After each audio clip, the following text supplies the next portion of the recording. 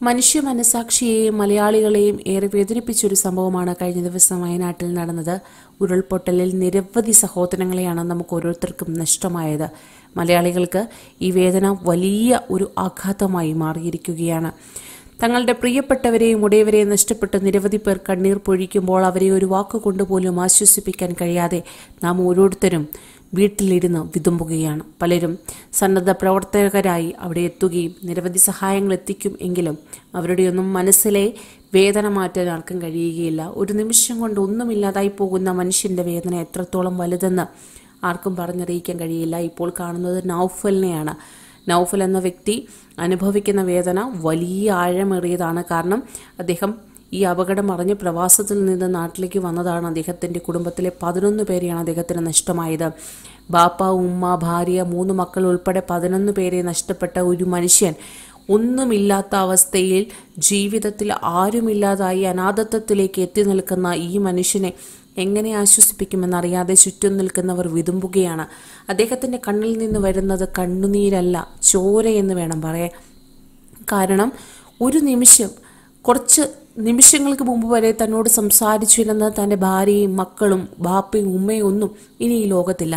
അവരുടെ 5 പേരുടെ മൃതദേഹം മാത്രമാണ് തനിക്ക് ഇതുവരെ കണ്ടെത്താനായത്. ബാക്കി ഉള്ളവരെ ഇതുവരെ കണ്ടെത്തിയിട്ടില്ല. കാണാതായിട്ടുള്ളവരുടെ ലിസ്റ്റിൽ അവരുടെ പേരുമുണ്ട് എന്നത് ഏറെ വേദനാജനകമാണ്. ഇനി വലിയ പ്രതീക്ഷയൊന്നുമില്ല എങ്കിലും അവരെയെല്ലാം ഒരു നോക്കെങ്കിലും അവസാനമായി കാണാനെങ്കിലും കിട്ടണേ എന്ന പ്രാർത്ഥന മാത്രമാണ് ഇപ്പോൾ അദ്ദേഹത്തിനുള്ളത്. സത്യം പറഞ്ഞാൽ പ്രാർത്ഥിക്കാൻ പോലും കഴിയാതെ വണ്ണം അദ്ദേഹം മരവിച്ചിരിക്കുകയാണ്. അദ്ദേഹത്തെ ആശ്വസിപ്പിക്കാൻ കഴിയാതെ അദ്ദേഹത്തിൻ്റെ സുഹൃത്തുക്കൾ ചുറ്റിലും നിൽപ്പുണ്ട്. ആ മനുഷ്യൻ തൻ്റെ വീടിൻ്റെ ഇരുന്ന സ്ഥലത്ത്, അവിടെ ഒന്നുമില്ല ഇപ്പോൾ, ആ സ്ഥലത്ത് വന്നിരുന്ന് വിതുമ്പുന്ന ഒരവസ്ഥ. കാരണം അദ്ദേഹത്തിൻ്റെ സമ്പാദ്യം മാത്രമല്ല നഷ്ടമായിരിക്കുന്നത്, അദ്ദേഹത്തിൻ്റെ കുടുംബത്തെ പൂർണ്ണമായിട്ടാണ്.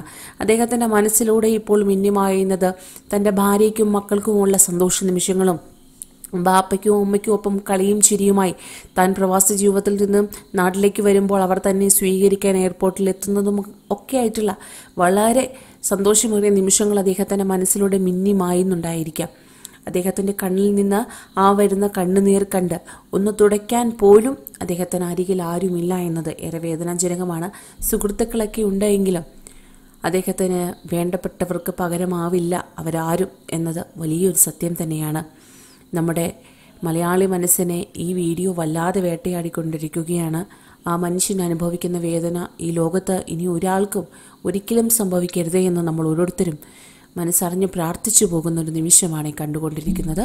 കൂടുതൽ വാർത്തകൾക്കായി ഈ ചാനൽ സബ്സ്ക്രൈബ് ചെയ്യുക.